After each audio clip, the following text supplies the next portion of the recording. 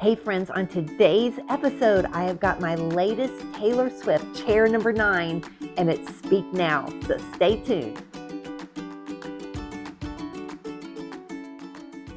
It all begins with the chair, right? And so I found this chair on Facebook Marketplace, and I thought, this is the perfect style of chair. It kind of has this heart shape at the top of it, and I thought it's going to be perfect for my Speak Now chair. So I went and snatched it up. I think it was probably 40 bucks, $30, something like that. And it just had such a good shape. And when I was thinking about this, I was like, okay, how do I transform this into a chair that would resemble Speak Now? So I got busy I stripped it down, and I was really struggling with what color paint, but I ended up going with Henrietta. It is a purple shade of paint from Annie Sloan. And I just began painting it. And I thought, you know what? I had primed it down. I thought, no, white is not going to be it. And so I knew it needed to be a color. I thought this is going to be the perfect color because I had picked a fabric that I really thought was going to be amazing with it. And the fabric always drives the paint color, right?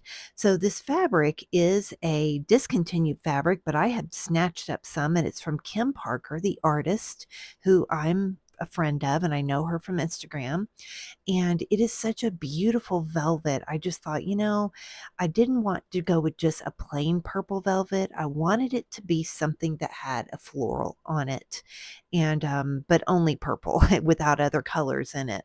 So I have this one. It's different shades of purple. I got busy putting it on. And once I did that, I began to see, yeah, this is the right thing for this chair. And it really started turning out beautifully. So as I put the seat on, I realized, okay, this seat is not going to do. I needed something with a skirt. So I turned to one of my friends, Laura, who does upholstery, and she sews, and she helped me figure out the skirt of the chair. So we took the little bit of fabric that I had. I don't think I only had like a yard and a half or maybe 2 yards of this fabric, and measured out a skirt. And we knew it wouldn't go all the way to the ground, which I didn't really want it to anyway, because I wanted to put some tulle under it. And so she measured out and put a backing on it as well and sewed it together. And then she put it on her ironing board and she ironed it out so it'd be really neat and straight, and we'd have a really nice hem at the bottom.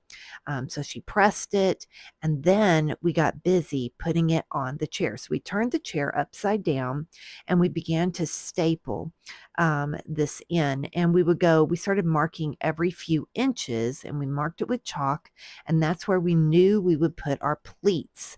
So at every mark, we would take a staple, put it in, and then we'd fold it over by about an inch, inch and a half, and do another staple. So that's how we were getting our pleats in.